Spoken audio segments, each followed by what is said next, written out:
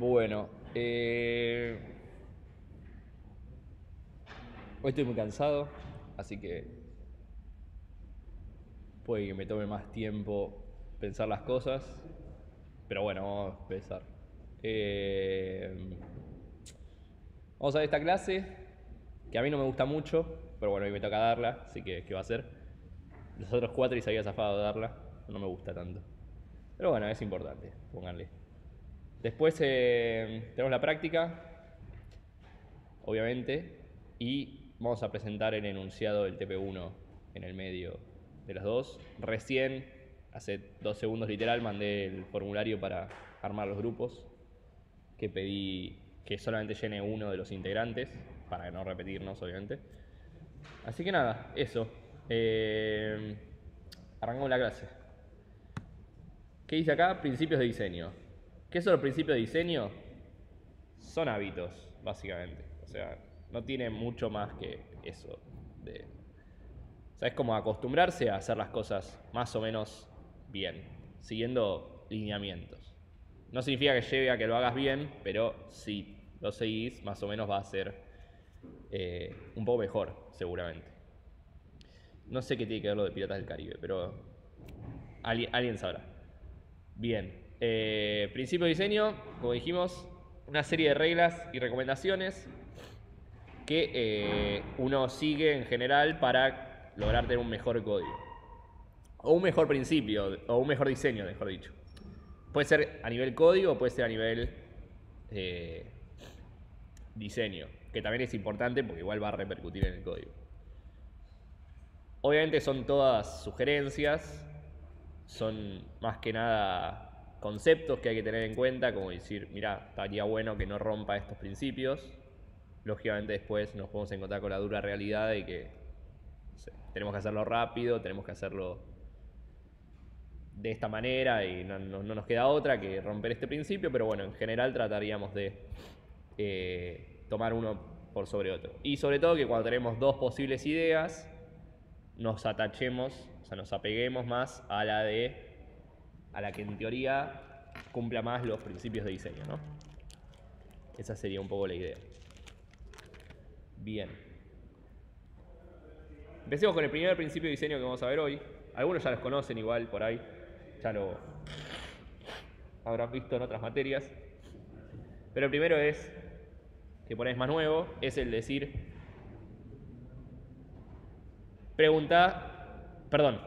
decí, no preguntes, básicamente. Que esto sí va a estar más relacionado a lo que es programación orientada a objetos, que es, en general uno le pide al objeto,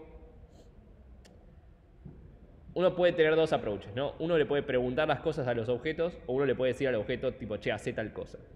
Sin que yo necesite hacer un montón de cuestionamientos para que lo haga, ¿no? O sea, en vez de decirle, por ejemplo, a un objeto, che, ¿sabés hacer algo? Y que me responda sí, y recién ahí a pedirle hacer algo, le digo, che, hace algo, y de última al otro sabrá si lo sabe hacer o no y si hace algo al respecto, ¿no? Esa podría ser un ejemplo.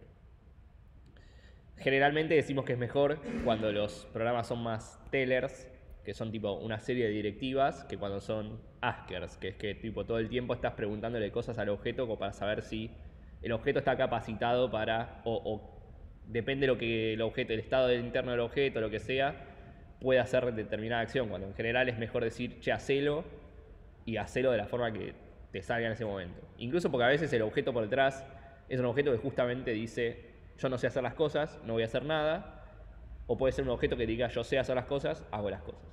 Entonces, mejor hacer eso y no delegarle, porque ¿qué pasa? Si preguntamos mucho, lo que va a pasar es que del lado del que pregunta, que básicamente está delegando comportamiento sobre otro objeto, la puta madre,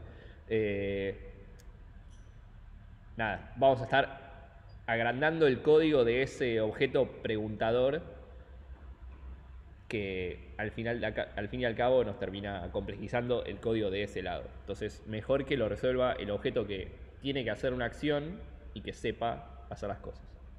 Si quieren leer más al respecto, pueden entrar a este artículo de Martin Fowler, que es uno de los clásicos personajes de la ingeniería de software, que hace millones de charlas, millones de papers y libros saca al respecto de todas las cosas que tienen que ver con prácticas de programación y demás.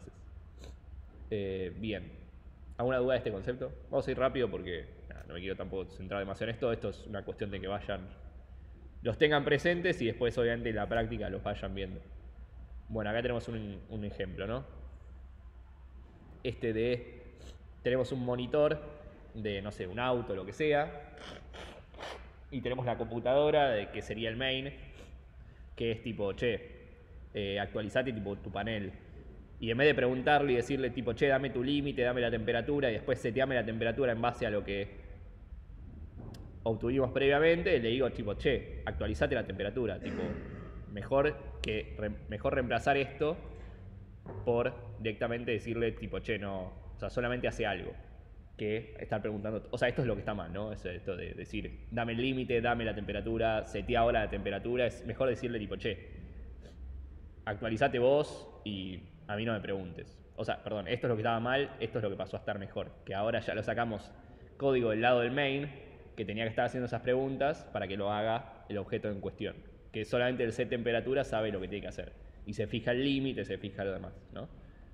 Nada, un tipo de diseño, un principio de diseño que si no lo cumplimos nos puede llegar a esto, que son cosas que no queremos, que son objetos que estén súper flagueados. Flagueados significa que tengan demasiados flags, se suele llamar como a operadores booleanos por lo general, o puede ser como enums y otras cosas, que es como decir, ok, este comportamiento puede depender de varios tipo checks o valores específicos. Y en base a eso cambia el comportamiento. Y generalmente no queremos eso. Generalmente queremos que las cosas hagan una sola cosa y que el que manda a hacer la acción, a priori no le importe la cantidad de parámetros que debería y casos que debería contemplar el otro, ¿no? El otro es el que sabe hacer la acción, el otro es el que debería contemplarlos. Y un poco también de la mano va el tema de clases anémicas, que esto también es un concepto que vamos a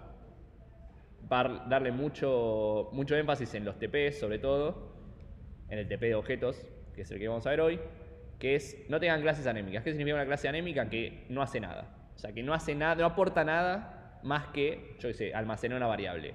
Y para almacenar una variable no creamos un objeto, creamos una variable. Entonces, generalmente, cuando creamos una clase es porque sabemos que va a tener un comportamiento. Si codeamos, nos puede pasar, y nos damos cuenta que una clase no tiene comportamiento, un objeto no tiene comportamiento, y podemos replantearnos a ver si efectivamente diseñamos bien. Posiblemente la respuesta sea que no. ¿Por qué existe ese objeto? Posiblemente porque no, o porque lo pensé de más, o sea, pensé más entidades de las que realmente necesitaba. ¿Qué puede pasar? Uno al principio suele tirar todas las entidades que se le ocurren y después se dan cuenta que quizás no son todas son necesarias, o simplemente que uno distribuyó mal las responsabilidades en el código y una clase, una entidad que a priori tendría sentido que exista, no tiene el comportamiento y ese comportamiento lo tiene otra parte del programa, ¿no? Entonces, eso también es cosas que queremos evitar. Sobre todo este último concepto, el de clases anémicas, es uno que vamos a meterle muchísimo hincapié en la materia. Esto es un poco lo de objetos super flagueados, que son buscar usuarios y yo te digo todas las cosas que a priori debería poder hacer el listado. Cuando entonces el método, yo puedo decir, mira, buscar usuarios, entonces por ahí está un poco sobrecargado. Por ahí buscar usuarios se tiene que distribuir en distintas funciones. Por ahí no está bien que esta clase que busca a los usuarios sea el que resuelva efectivamente, sino que lo haga, no sé, tener otra clase que sea filtro y vamos aplicando filtros y que los filtros sepan hacer las cosas, y entonces el filtro en sí mismo, por existir, sabe que solo tiene que filtrar a los nuevos, por ejemplo, y no que sea un parámetro booleano que no es extensible aparte. Crear clases que sean filtros de filtrarme solo los nuevos es extensible, porque yo creo una clase nueva y ya está. Pero agregar más parámetros no, porque tengo que tocar código que ya existe, que potencialmente me rompe el código que ya tenía, entonces eso no es extensible. Queremos evitar eso. Entonces por ahí buscar usuarios debería empezar a decir, recibe un nombre y recibe un listado de filtros. O ni siquiera recibe un nombre, porque puede haber otro filtro que sea filtro de nombre y busca solo los que tienen nombre, ¿no? Entonces, eso también podría ser. Podría ser un indicio de que necesitamos una nueva clase de filtros. Bien. Pasemos al próximo principio de diseño. Que van a ver que algunos son muy similares o se parecen bastante. ¿Por qué? Porque hay gente que le dio nombre y que por ahí se encontró con un problema muy similar al que encontró otra persona, pero lo nombró distinto, ¿no? O sea, pasa todo el tiempo. Y bueno, nada, existe porque las dos personas lo publicaron, no sé, hay dos universidades que enseñan los dos principios y dicen, ok, ¿qué hace Pau? Que nada, que lo llaman de manera distinta, pero por ahí van a lo mismo. Pero bueno, este principio que dice principio de mínimo compromiso, dice, también está orientado más a lo que es programación de objetos, que nos dice que solamente deberíamos exponer en la interfaz de un objeto, ya sea los métodos que tiene o si es una interfaz, efectivamente las firmas de las funciones, solamente el comportamiento esencial. No deberían ofrecer más funcionalidad de la que a priori debería asumir ese objeto. ¿Por qué? Porque si le agregas más comportamiento, o sea, le agregas más métodos a esa interfaz o le agregas lógica por sobre más a esos métodos, lo que pasa es que estás comprometiendo de más a un objeto que por ahí estaba encargado de hacer una sola cosa, que de vuelta, siempre lo que queremos es que el objeto haga la menor cantidad de cosas posibles, lo más atómico del mundo, y no que se sobrecargue. Entonces, la idea es que no sobrecarguemos una interfaz de funcionalidad, ¿no? ¿Por qué? Porque esto nos permite que las cosas sean más chiquitas, nos deja que después es más fácil modularizar, lo cual nos lleva a que sea más fácil reutilizar, porque si las cosas están mejor divididas, podemos reutilizarlas mejor y no reutilizar un choclo grande que por ahí hay cosas que voy a necesitar y hay otras cosas que no, entonces digo, uy, pero que hay cosas que no voy a usar, entonces no las reutilizo y nos lleva a ese tipo de problemas. Y aparte que es más flexible. ¿Por qué? Porque es más fácil componer operaciones atómicas que hacer una operación grande y tratar de modificarla según casos particulares. Entonces es más fácil hacer cosas chiquitas y después componer una más grande a partir de cosas chiquitas que hacer una sola cosa grande y después tipo, estar viendo cómo le cambio un comportamiento dado un caso particular de algo que quiero hacer. Por ejemplo acá dice, yo tengo una clase cartulina que tiene métodos pintar, doblar y reciclar. Por ahí implemento una interfaz reciclable, que esa interfaz reciclable, por más que cartulina sea un reciclable, no debería un reciclable poder ser pintable y doblable, solamente debería ser reciclable. Y por ahí otras cosas, tipo pintar puede ser exclusivo de la cartulina o puede ser que cumpla otra interfaz, pero las interfaces que sean lo más chicas posibles. Esto ya lo mencionamos igual en la primera clase o la segunda clase, y me parece que lo dimos un ejemplo parecido. Bien. Otro principio, principio de mínimo asombro. Esto que básicamente cualquiera que llame a un objeto, a un método, que invoque al método de otro objeto, a una función o lo que sea, que tenga la menor cantidad de efectos secundarios o side effects, como se suele decir, posibles, ¿no? O sea, yo digo, no sé, si llamo a un método que dice sumar números, no quiero que sume los números y me los cambie esos números. Igual eso no se puede porque saben que pasar números no se modifican en ese scope. Pero bueno, pasan dos objetos y operás con esos dos objetos, pero yo quiero que los objetos se vuelvan, salvo que la función específicamente haga eso, por ejemplo, no sé, ordenar una lista in place, tiene sentido que lo modifique, pero fuera de eso no debería generar más cosas, ¿no? O sea, yo qué sé, un método que filtra elementos de una lista no debería ordenarlos. ¿Por qué los ordena? ¿No? O una función que ordena los elementos no debería filtrar elementos de esa lista, ¿no? Entonces, eso, básicamente no agregar como sorpresas a la hora de decir yo llamo a esta función y resulta que mi función hace otra cosa que yo ni contemplaba y que por ahí me rompe todo. Así que un poco es eso. ¿Cómo lo solucionamos? De vuelta, haciendo funciones más chicas, generalmente nos evitamos eso. Nos evitamos tratando de considerar los objetos que recibimos como inmutables. Esto viene muy de la mano de lo que vamos a ver en programación funcional, que también es algo como muy metido en ese paradigma. Y cuando las cosas son complejas, documentar lo mejor posible, ¿no? O sea, siempre dejar comentarios o documentar para que el usuario de esa función, esos métodos o esos objetos sepan cómo funcionan. Bien. Por ejemplo, JavaScript es un pésimo ejemplo de esto, porque JavaScript, hay de hecho un video muy gracioso que se llama Let's Talk About JavaScript, que justamente te muestra como todas las cosas que JavaScript tipo hace y que uno no espera. Por ejemplo, que el máximo entre 3 y 0 sea 3, está bien, pero que el máximo entre 3 y un objeto sea none, pero el máximo entre 3 y una lista vacía es 3, y entre 3 y true es 3, y entre -1 y null es 0. Tipo, ¿por qué? O sea, no tiene sentido. Entonces son esas cosas las que uno generalmente trata de evitar. ¿Por qué? Para que no pase cosas del estilo que hay que estar considerando que okay, JavaScript se comporta falopa. Entonces, lo que pasa es que terminan creando librerías para reducir reducir el número de resultados inesperados que uno puede encontrarse codeando con esto. Sí. Sí, también. Me parece que hace cosas falopa. O sea, JavaScript es una mierda. Pero está bueno, pero es una mierda también. Pero es muy bueno el video ese. Dura 3 minutos. Es gracioso. Es como que si multiplicás... Bueno, no importa. Después se los paso si lo encuentro. Es divertido. Bien. Próximo principio. Noten que todos se llaman parecidos, ¿no? Uno se llama POLC, otro POLA y otro POLK. Tipo, pueden hacerse quilombo. Traten de pensar más en el nombre que en las iniciales, ¿no? Que este es el de principio de mínimo conocimiento. Que esto es decir, yo debería conocer solamente lo mínimo indispensable de un objeto. A priori, tiene más relación con lo que son interfaces.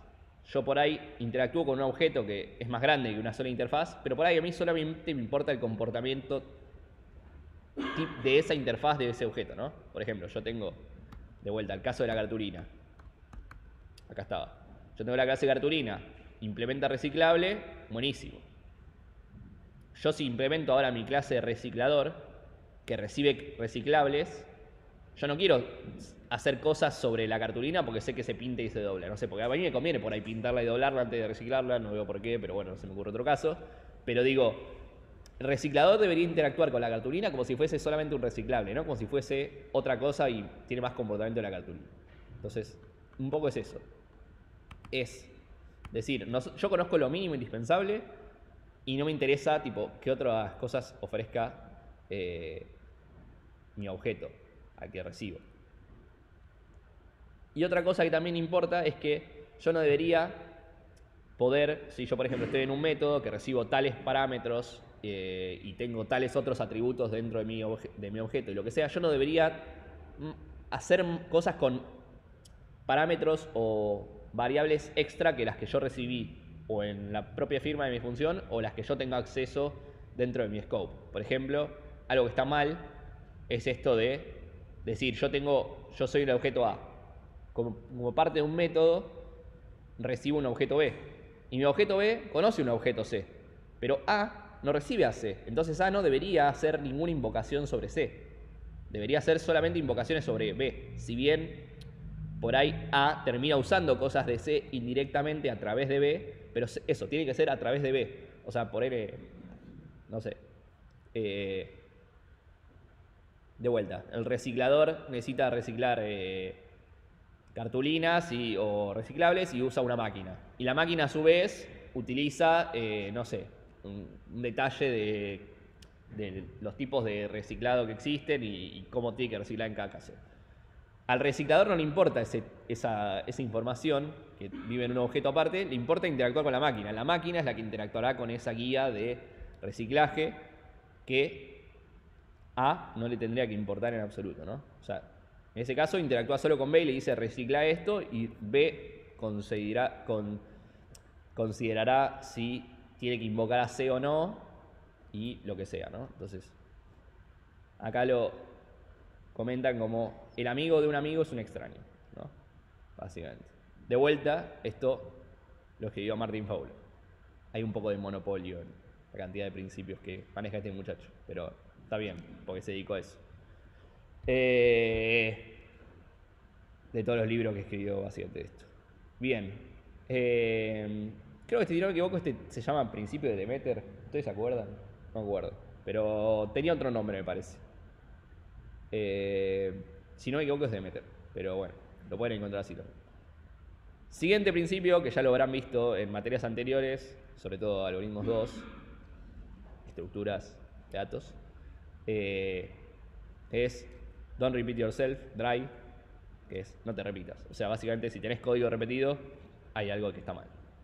Si tenés código repetido, abstraelo en un método auxiliar o en un objeto aparte, en el caso de que estemos en programación orientada a objetos. Este principio claramente no depende exclusivamente de programación orientada a objetos, tiene más que ver con un principio general de la programación.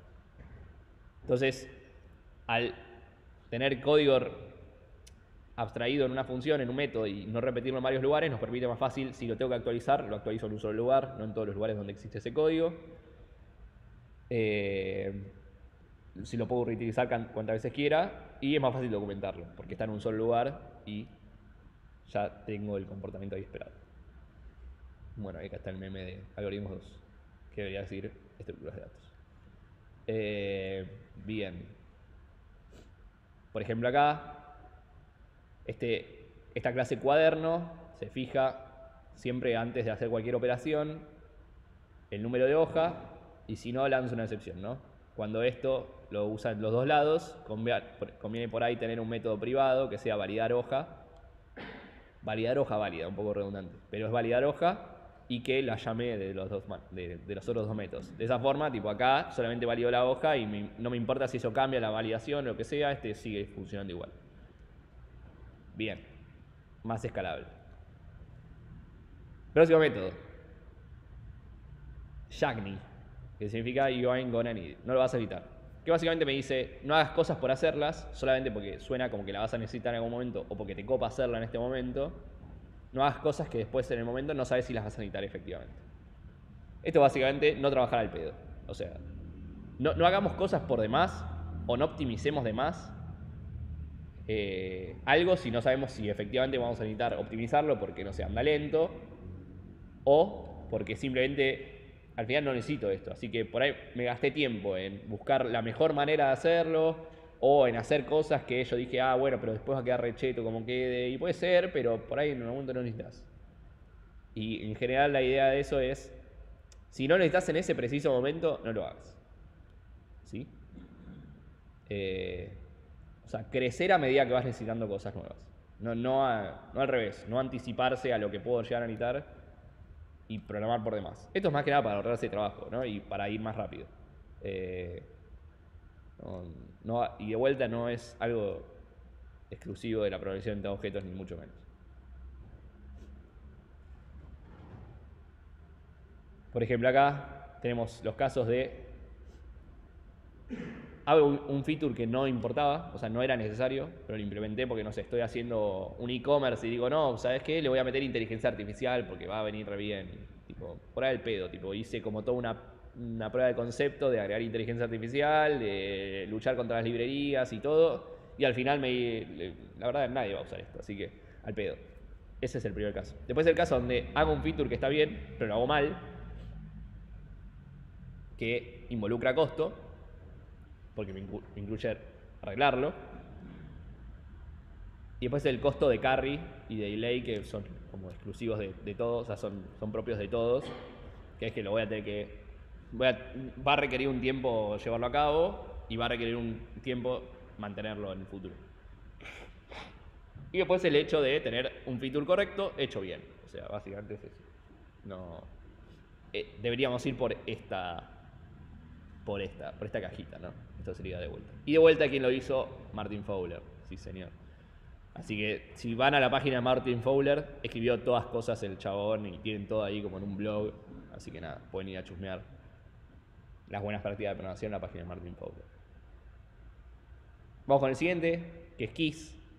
Todos son muy parecidos, así que puede ser que también se digan, puede ser uno u otro. O sea, a veces es muy delgada la línea en cuando termina un principio y empieza otro, pero de vuelta. Es porque por ahí atacan los mismos problemas, pero desde un lado distinto. Pero bueno, es muy propio de Python incluso. No sé si no está en el Zen de Python, pero es muy del Zen de Python si alguno lo leyó.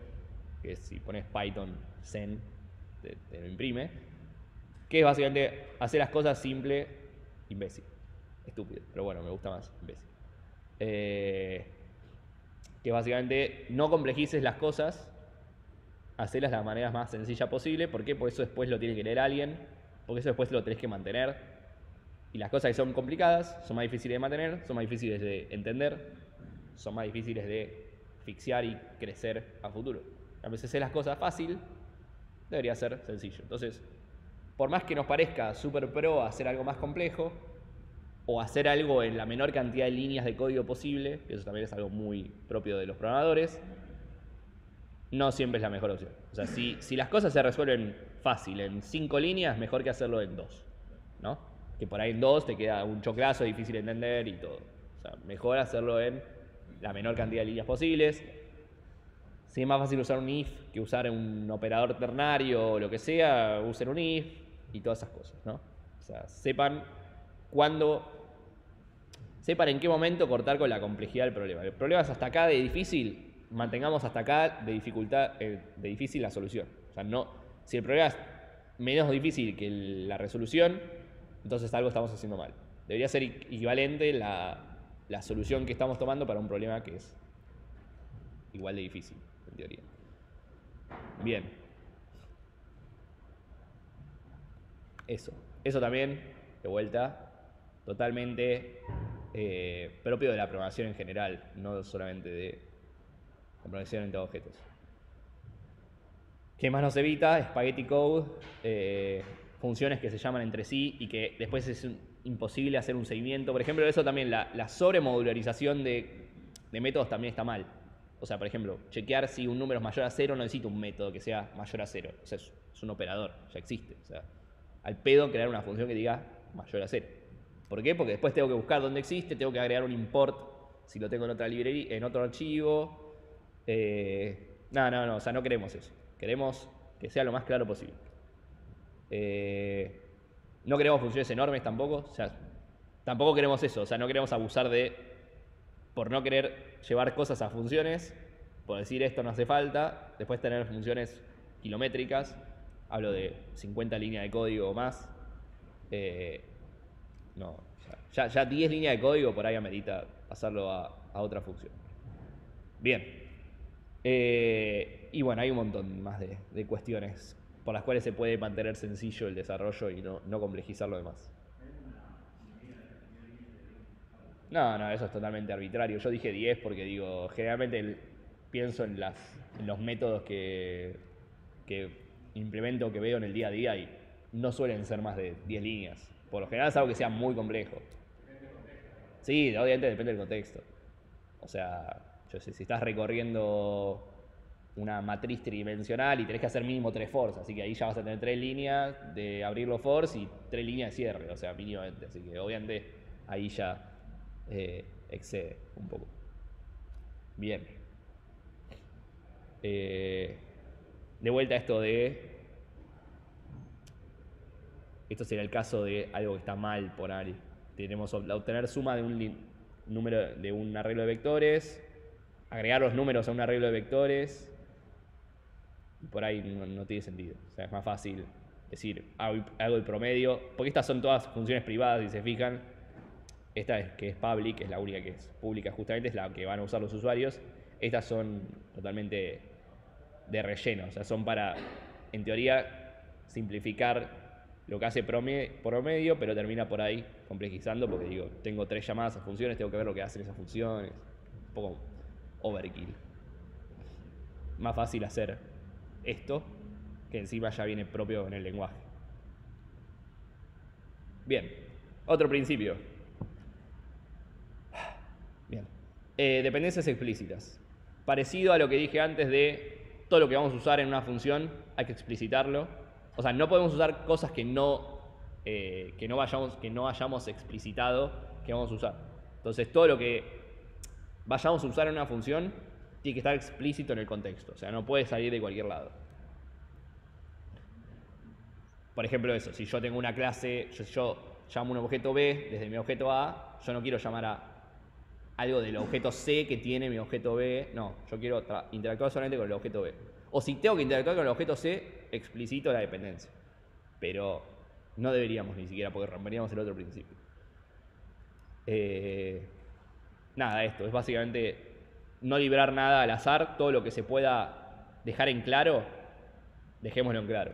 Esto es muy común en lenguajes que en Java por ahí no lo van a ver tanto, porque Java no es tan noble, o sea, al revés, es bastante más policía, que está bien para muchos casos de decir, bueno, podés acceder a este atributo o a esta cosa, pero hay lenguajes que no chequean nada, entonces puedes hacer lo que quieras.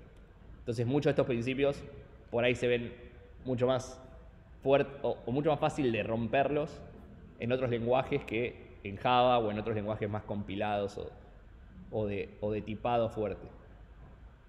Bien. Por ejemplo acá.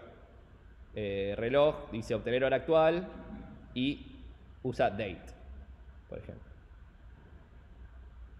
Cuando por ahí date, lo que tiene de malo es que no sabemos cómo se comporta date. Entonces, no tenemos cómo date, este es un caso muy tirado a los pelos, pero o sea, en teoría depender de date estaría mal. ¿Por qué? Porque en ningún lado de esta función me dice que se va a usar date. Entonces yo por ahí digo al reloj, dame la hora actual, pero me la va a dar en el formato que la da date. No me la da en un formato específico. En cambio, si yo le paso un servicio del tiempo, el servicio del tiempo yo sé cuál es el formato que me recibe, por eso yo se lo paso como parámetro, y le digo, dame el tiempo de este, y este lo va a imprimir solamente. ¿Sí? Entonces ahí queda más explícito el comportamiento. ¿Por qué? Porque le estoy pasando explícitamente de dónde vas a sacar el tiempo que si vos directamente lo sacás de X lado. O si, no sé, recibís un objeto y accedes como a los atributos internos de un objeto, medio raro. Pero bueno, nada, eso. Y este por ahí es el que más me importa dar hoy. Va a haber dos clases de principios, la que viene va a ser de principio sólido, que es el que más nos importa. Esos son como principios más generales. Pero este es uno de los que más importa de estos principios, que es el principio de optimización de NUD, que es de optimización temprana. Que justamente dice como, che, no optimices temprano las cosas hacelas primero, hacelas que anden, después nos encargamos de que sea lindo, de que sea rápido y que todo. Pero primero hacer las cosas que anden como sea, y después recién ahí vemos cómo mejorarlo.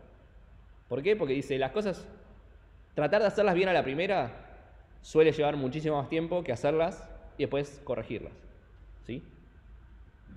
O mejorarlas, no corregirlas. O sea, en teoría anda.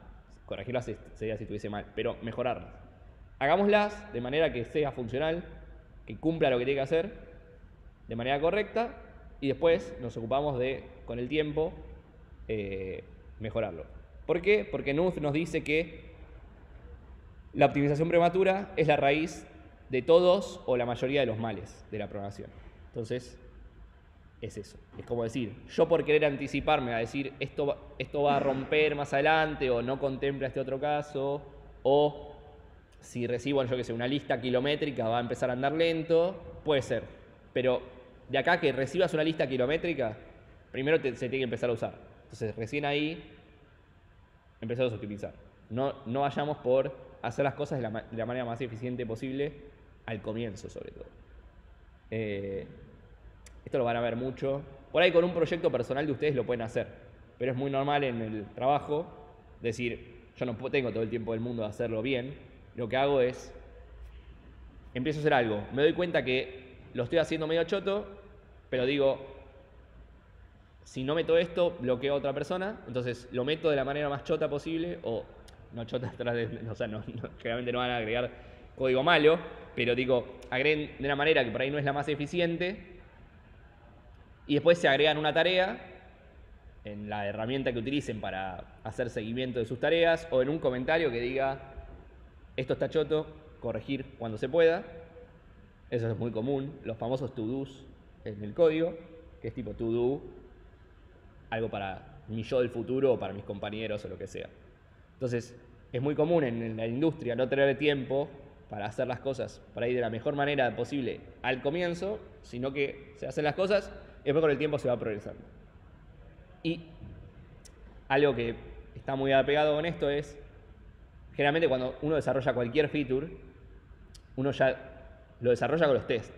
Entonces, el test va a ser igual, o sea, va a dar el mismo resultado, sea como sea la implementación. Si yo hice bien el test y no me meto en detalles de implementación, el resultado debería ser el mismo, sea como sea. Entonces, es mucho más fácil optimizar cuando ya tengo los tests por haberlos hecho la primera vez, de la manera temprana. Entonces, después refactorizar es más sencillo. Entonces, también, no es que va a ser el mismo parto, no es como es que arrancar de cero cuando lo optimizamos, sino que vamos a partir ya de una cierta base. Entonces, no es que va a ser como nos va a tomar el mismo tiempo que haberlo hecho en un principio. Va a ser, obviamente, mucho más sencillo la próxima en general. Bien. De vuelta, tiene mucho que ver con no complejizar de más en etapas innecesarias o no complejizar del todo. Por ahí nos damos cuenta que nunca vamos a necesitar optimizar porque anda bien, y si anda bien, ¿por qué cambiarlo? Típica cosa, ¿no? Si anda bien, ¿por qué lo vas a tocar? Así que nada, eso. No se maten para hacer las cosas de la mejor manera posible de entrada. Sí.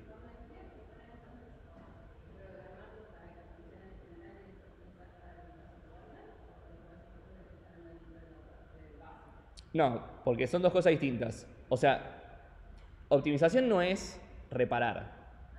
O sea, optimización es mejorar tipo lo rápido que es, generalmente. Estamos hablando de eficiencia. O de la elegancia que tiene la solución, ¿no? O sea, por ahí es poco elegante la solución en el sentido de que yo lo veo y digo, medio hecho, o sea, lo programó alguien, un junior, ¿no? Por ahí es eso. Pero, no, por ahí lo programó un senior, pero decía, che, yo tengo que hacer esto en 3 horas porque lo necesita alguien. Así que lo hizo de la manera que se le ocurrió y después ese tipo, algo que por ahí un junior no se percata, es que dice, esto no se puede mejorar y lo deja así. Pero el senior por ahí lo hace conscientemente, dice, esto es una mierda, pero ya me dejo el recordatorio de que esto se tiene que reparar, ¿no? ¿Se entiende? Pero en su debido momento, no es que lo va a hacer en ese momento. Pero no es algo que anda mal. O sea, la optimización no es reparar algo que anda mal, es hacer algo que anda bien, pero que por ahí no es la mejor solución que hay. Es como cuando ustedes dicen, no sé, hacen un algoritmo de ordenamiento. O los primeros que hicieron un algoritmo de ordenamiento. Primero dijeron, bueno, vamos a ordenar un arreglo. Después se dieron cuenta que por ahí no lo hacían en O de n cuadrado y se dieron cuenta que podían hacerlo en O de n log n. Y por ahí había alguien que dijo, no, yo lo quiero hacer más rápido que n log n, y se mató tratando de pensar ideas y todo, porque dijo, no, yo lo quiero hacer tipo súper eficiente porque sé que voy a tener que ordenar arreglos gigantes y por ahí se rompió la cabeza hasta que, no sé, 10 años más tarde alguien sacó un paper que dice la cota máxima, o sea, la cota mínima que se puede para ordenar un arreglo haciendo comparaciones es n log n, ¿no? Porque lo vieron algo que no se puede ir por abajo de esa cota haciendo comparaciones. Entonces, nada, esa optimización, esa búsqueda por hacer algo todavía mejor, cuando por ahí la solución era ordenar un arreglo para resolver algo más grande, ya está, la parte de ordenar el arreglo ya la tenés. No te mates en hacerlo de la mejor manera posible. O sea, si ya ordena el arreglo y lo hace en n cuadrado, bueno, está bien. Si después te encontrás un problema, decís, che, está tardando mucho, bueno, vamos a corregirlo. Pero más adelante, cuando ya todo el flujo está más o menos bien, ya estable, ¿no?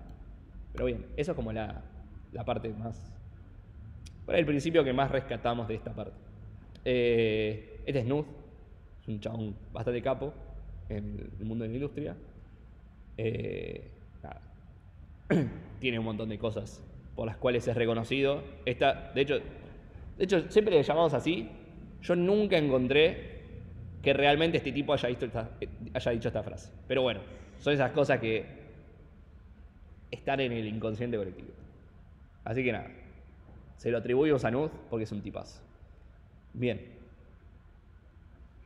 Y esta es un poco la moraleja, ¿no? La optimización es importante porque siempre que hacemos hacer las cosas de la mejor manera posible, el tema es el momento, encontrar el momento. Cuando estamos en pleno desarrollo, no vamos a meternos a hacer lo mejor posible las cosas. ¿Por qué? Porque generalmente nos frustramos, nos trabamos, perdemos más tiempo del que necesita y trabamos a nuestros compañeros también, que es posible. Por ejemplo, si están haciendo el TP y a alguien le toca hacer una parte del TP que es un poco más complicada y por ahí dice, yo lo puedo resolver así, no va a ser la mejor forma, es mejor que lo deje así y por lo menos desbloquea a sus compañeros que tratar de decir, no chicos, bánquenme que estoy haciendo como el mejor algoritmo de la historia y ya los voy a tener. Y después no entregan el TP y desaprueban todos y esa persona se queda sin amigos y todos lo odian. Bien, no queremos que pase eso, queremos que todos sean amigos. Bien, siguiente principio. Separación de incumbencias. Muy parecido a algunos que vimos previamente, sobre todo el de mínimo compromiso, que es como, che, o sea, vos hacé lo que a vos te incumbe y nada más. O sea, no hagas cosas por demás. O sea, si tu rol en el programa es hacer tal función o tal método, estamos hablando de objetos, ¿no? Si el valor de ese objeto está en hacer 2 o 3 cositas, está bien, que sea eso, no le agreguemos más comportamiento, por más que parezca que pueda ir ahí, por ahí nos conviene decir, ok, si tenemos que agregar más lógica, veamos si tiene sentido que vaya acá, o si conviene crear una clase nueva, un objeto nuevo que tenga sentido que viva ahí, ¿no? Por ejemplo, lo que habíamos visto de buscar usuarios, por ahí tiene sentido crear una clase filtros, que filtros por ahí no le identificamos como una entidad al principio cuando iniciamos nuestro diseño, pero nos damos cuenta que a la hora de implementarlo nos vendría bien una clase de filtro. O sea, son clases que salen más de la implementación que del diseño en sí. ¿Sí? Así que nada, eso, es como separar las responsabilidades acordemente. De vuelta, cuando veamos principio sólido vamos a ver con otro nombre que posiblemente es el que más, el que más nombremos más adelante. Por ejemplo esto, cambiar un módulo no debería afectar a los otros, que podría ser un caso si no separamos bien las incumbencias. ¿Por qué? Porque por ahí yo, al haber hecho un módulo muy grande, por tocar una parte del módulo, para mejorar algo de otra parte, termino perjudicando a otro que ya venía usando ese mismo módulo. ¿Por qué? Porque está todo mezclado, entonces no nos conviene. Eso también es muy común, muy fácil, sobre todo si no tenemos test, que si tocamos una parte que está muy presente en todo el flujo y nos va a pasar que seguramente si cambiamos algo de eso puede que rompa. Cuanto más test tengamos, cuanto más separados tengamos las responsabilidades y todo, va a ser más sencillo hacer o sea, más adelante hacer los cambios que tengamos que hacer sin perjudicarme. Y aparte es eso, o sea, es más fácil distribuir las tareas así también. ¿Por qué? Porque si la lógica la distribuimos, es más fácil también distribuir el trabajo, ¿no? Es un tema de practicidad también. Bien, esto está muy relacionado con este concepto de arquitectura de capas. Las arquitecturas de capas suele ser un concepto muy presente en la programación. En esta materia no lo vamos a ver mucho, pero existe como el modelo de capas. Un modelo de capas típico es, yo qué sé, bueno, no me quiero meter mucho en eso, porque hay un montón de partes de lo que es ingeniería de software que se ve el modelo de capas, pero por ejemplo en el funcionamiento de Internet uno tiene la capa que es como más de aplicación, que es justamente, o sea, lo que termina usando el usuario. Y después hay cosas por atrás, que es una capa distinta, que ya resuelve un problema que el de la capa siguiente no le debería importar en absoluto. Por ejemplo, yo cuando programo, no sé, mi aplicación, mi jueguito de celular o lo que sea, no me importa cómo llega a otros dispositivos en otra parte del mundo la información que yo envío, ¿no?, de mi jueguito, ¿no? No me importa. Eso ya lo resolvió alguien, ya está resuelto en otra capa. Entonces yo me monto sobre esa capa o sobre otras capas y ya está resuelto. Entonces cada capa tiene su rol y se ocupa más que nada de hacer lo que le incumbe. Y a lo sumo comparte como lo que se llaman fronteras con 2 capas, la capa abajo y la capa superior. Entonces solamente se preocupa por la frontera abajo y la frontera superior, ¿no? Es decir, yo tengo que poder funcionar con las cosas que están abajo mío y yo tengo que poder dar soporte a las cosas que vendrán por encima mío. Ese generalmente es el modelo de capas. Pasa también con los sistemas operativos. Está como por ejemplo Está el hardware, después está el código de máquina, después está el sistema operativo, después están los daemons, que son esas cosas que corren durante todo momento en la máquina, y por arriba están tipo los procesos, luego están las aplicaciones y todo. ¿Se entiende? Un poco es eso. Bien, por acá terminamos lo que son principios. Después hay una parte toda de buenas prácticas. No me quiero meter mucho en esto, principalmente me aburre muchísimo. Y porque lo pueden buscar en cualquier lado y principalmente va a estar en las diapositivas. Y lo pueden chusmear en cualquier momento. Y es algo que para mí, o sea, es algo que van a adquirir con la práctica, justamente. Las buenas prácticas se adquieren con las prácticas. Y viendo código, decir, este código claramente es mejor que este otro. Entonces, bien. Vamos a hacer un breve repaso, pero muy por encima. Estos son más principios de diseño, pero de código, no a nivel como de diseño general, en el sentido de identificar entidades y todo, sino o responsabilidades, sino que es código específicamente. Y son mucho menos, o sea, son mucho más generales, no es algo tan que va tan a los bifes como otra cosa por ahí. No sé, tampoco entiendo bien qué quiso decir esta frase con menos definido más abstracto, pero bueno, le estoy tratando de encontrar un sentido. Lo más importante por ahí es legibilidad. O sea, si el código no es legible, seguramente es un mal código. El código tiene que estar pensado para que otra persona lo lea. No para que la máquina lo lea. La máquina siempre va a poder leer el código mientras compile. O sea, la máquina no nos importa. El que lo tiene que leer es otro ser humano.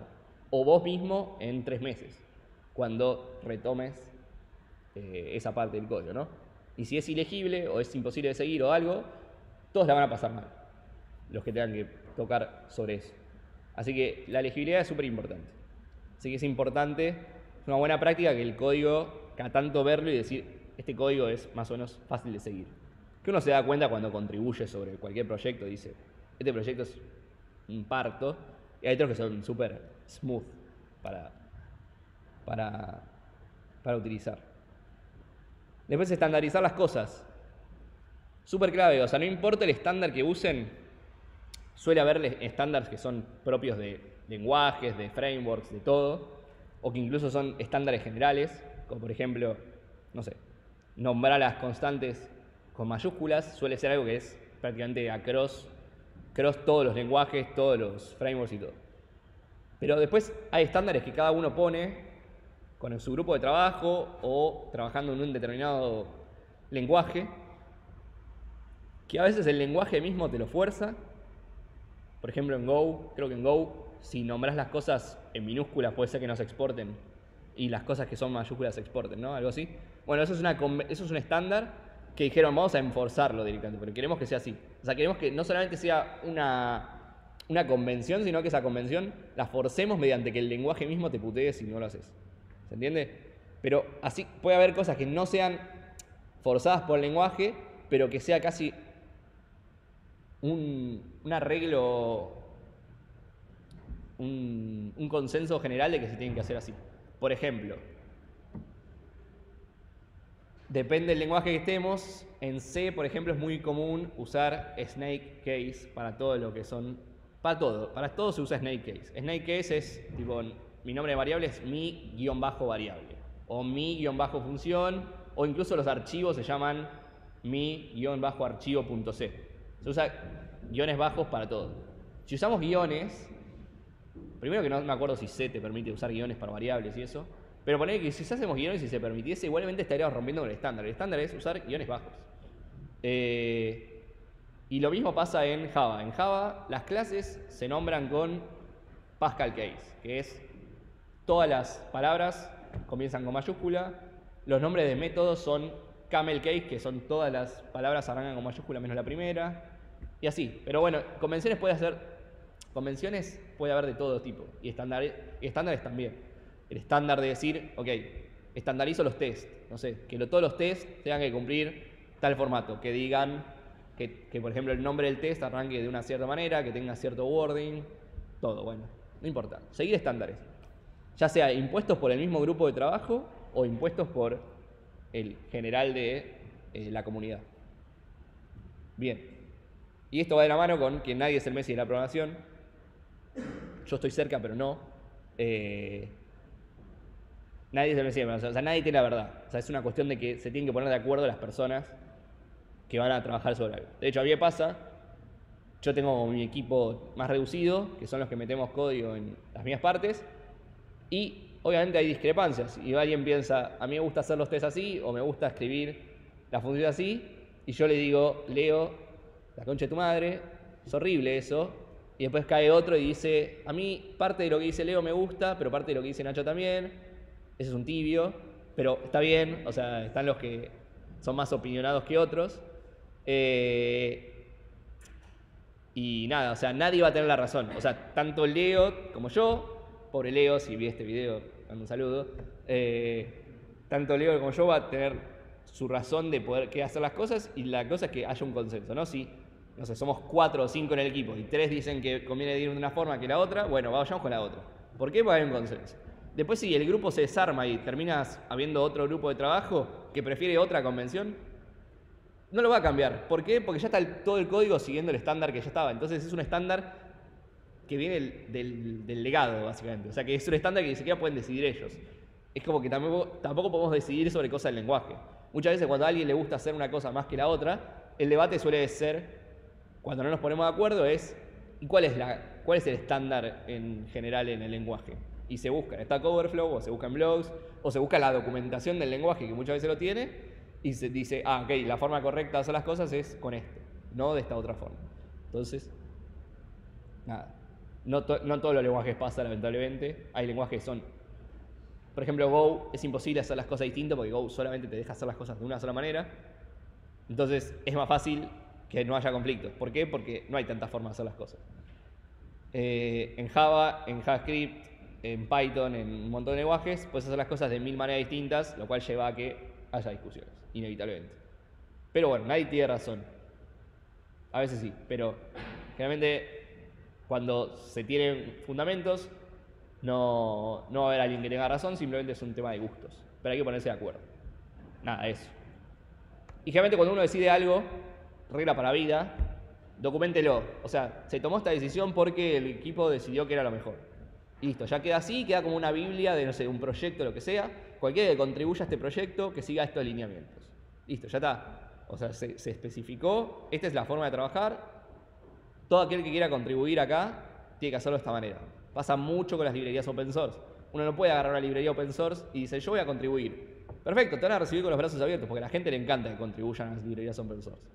Porque justamente no lo hacen por plata, lo hacen por amor al arte o para resolver el problema de la gente. Pero esa gente, sobre todo las que más aportan a esas librerías, no les van a dejar meter un código así como así, van a pasar un montón de chequeos que va a tener previamente, van a pedirles que lo testeen de 1000 maneras distintas, va a tener que pedirles que sigan ciertas convenciones, que le agregan ciertos labels, ciertas etiquetas a los PRs, por ejemplo, cosas así. Nada. De vuelta, son convenciones de cada librería y cada forma de trabajo. Bien.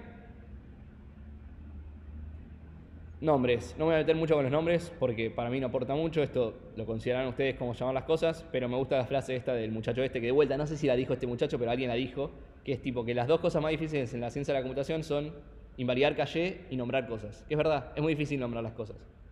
Como por ejemplo antes que llamamos reciclador a algo. Malísimo el nombre, pero bueno, ¿qué le va a hacer? O sea, el inglés tiene mucha ventaja en eso, porque el inglés permite crear palabras agregando able al final, y es fácil, es tipo, creas cualquier adjetivo agregando able al final. En español no se puede hacer eso. De hecho, Borges dijo una vez eso, que el inglés es el mejor idioma por eso. Porque es extensible al máximo. El español no puedes hacer eso. Y ni hablar cualquier otro idioma, tipo el francés, que ni se puede. Bien, pero bueno, no me voy a meter mucho en eso, simplemente traten de esforzarse lo mejor posible en ponerle nombres a las cosas, no va a ser fácil. Pero bueno, se pueden esforzar. Lo mismo con los nombres de funciones, pero casi hay como un poco más de consenso. Generalmente uno tiene que ponerle en los nombres de las funciones lo que hacen, ¿no? O sea, mínimamente. Y está bueno no mezclar idiomas. Lo vamos a ver mucho en la materia, igual que nosotros decimos get algo, pero porque el get es el getter, entonces no nos queda otra. De hecho, nos lo va a ofrecer el mismo IntelliJ, nos va a ofrecer eso, el get, no sé, nombre, get nombre, y vos decís, ¿por qué se llama get nombre? Está en 2 idiomas, pero bueno, es así, ¿qué va a hacer? Pero obviamente cuando hagan algo más productivo no mezclen idiomas, o sea, traten de mantenerse coherentes. Y que no sean tampoco súper kilométricos los nombres, ¿no? Tipo, obtener user está mal, obtener usuario de la base de datos está mal. O sea, claramente esto sería una clase que seguramente se llama base de datos y dice obtener usuario, no le tengo que pedir obtener usuario de la base de datos a la base de datos. La base de datos ya sabe que es la base de datos, o sea, que no le tengo que poner eso al nombre del método. Pero bueno, nada, un montón de cosas así.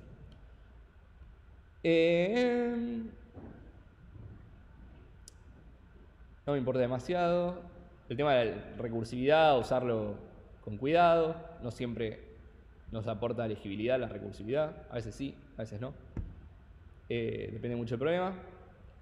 Tema de parámetros. Trata de que no sean tantos en las funciones. Hay como una especie de estándar que dice que una función con más de 7 parámetros es inadmisible. O sea, si tiene 7 parámetros o más, es inadmisible esa función. O sea, claramente está mal. Pero bueno, nada, no todos siguen eso. Hay veces que a algunos no les gusta que tengan 3. Pero bueno, ya depende mucho de los gustos de cada uno. Y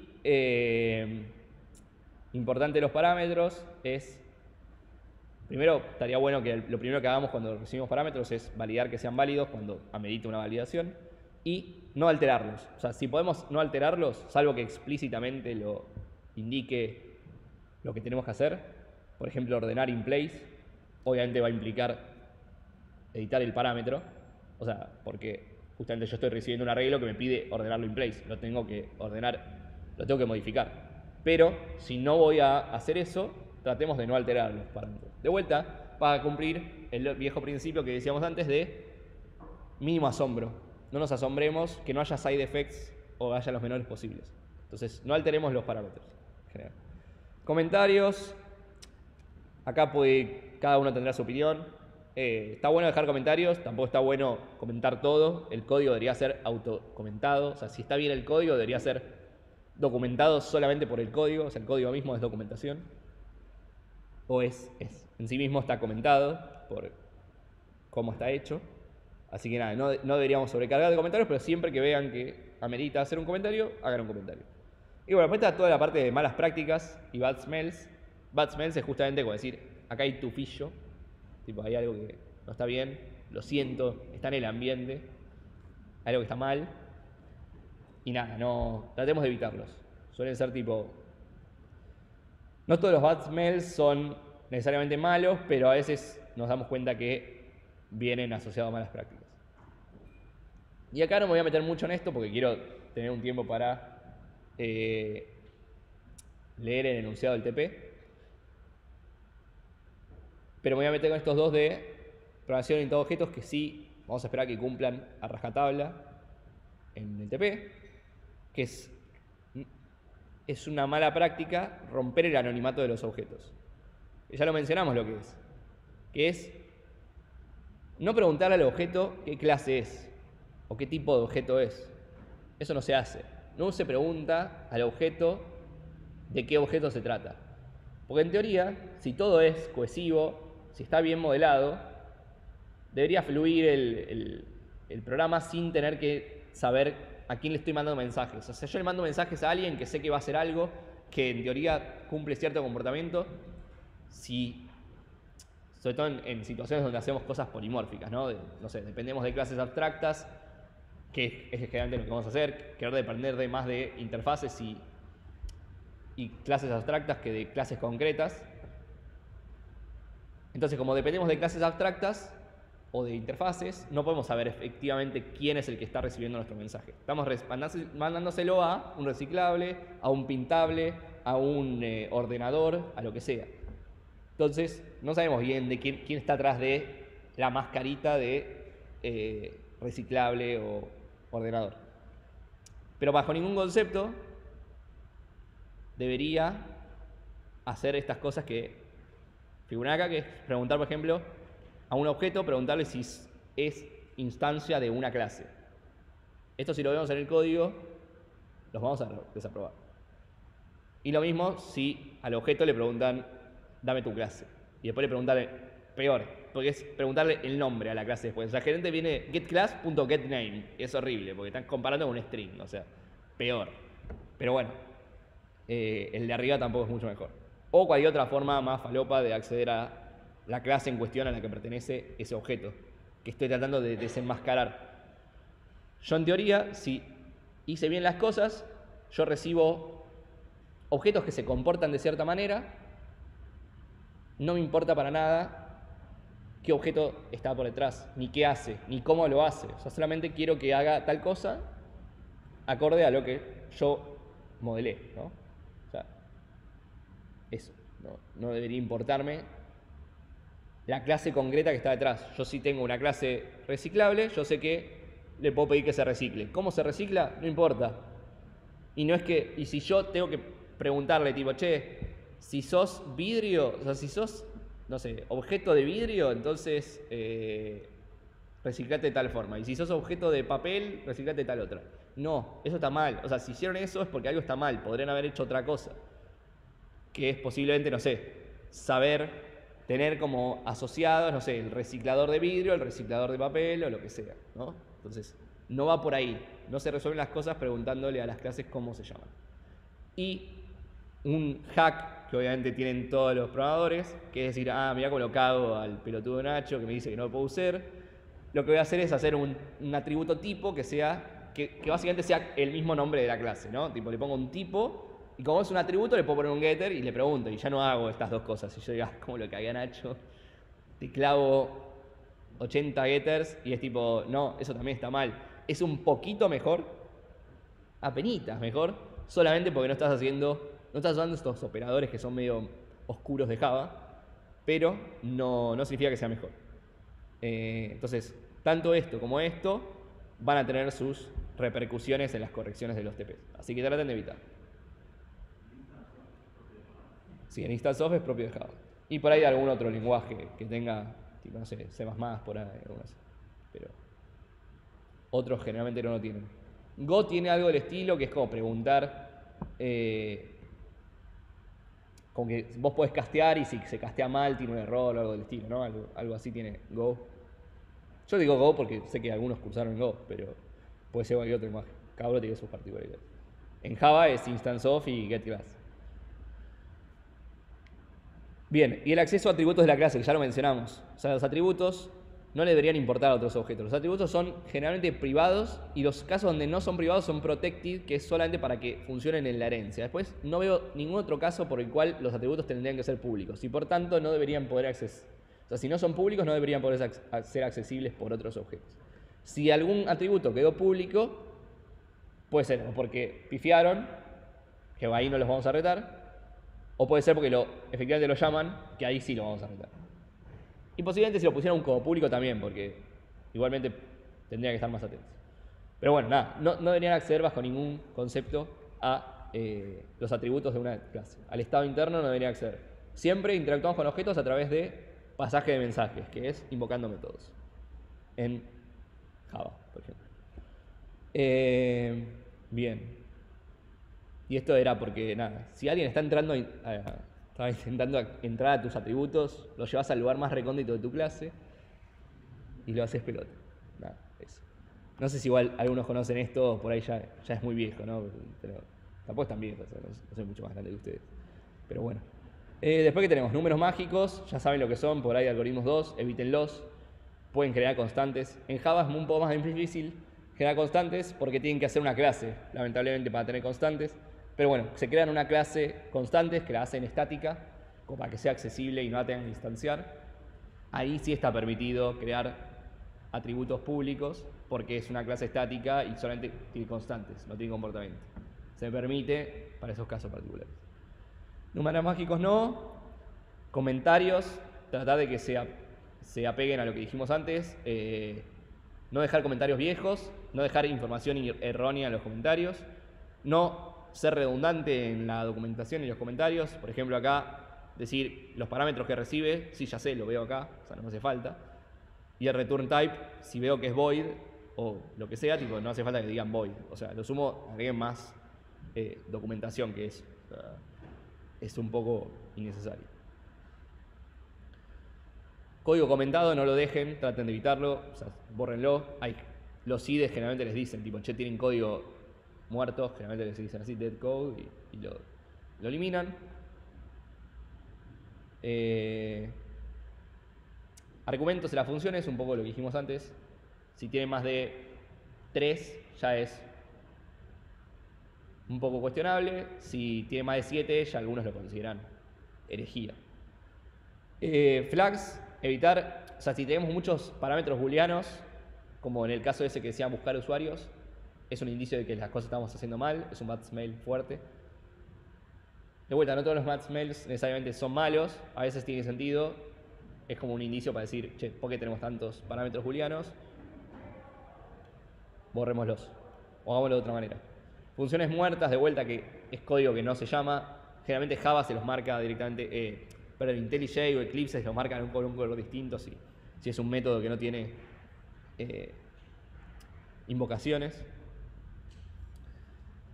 Esto obviamente no lo tenemos que decir, pero porque ya derechamente, por el hecho solo de tener extensiones no debería pasar, pero no mezclen lenguajes en un mismo archivo.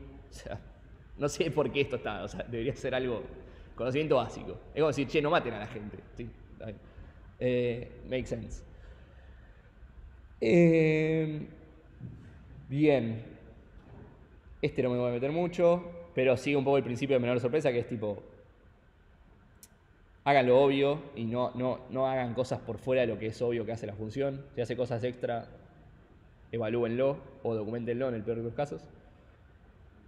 Duplicación de código no, porque rompe dry. Código muerto, ya lo dijimos. Esto tiene que ver con el código, agrupamiento artificial, bla, bla, bla, no me gusta. No, estos son todos que no me interesan. Polimorfismo, esto sí.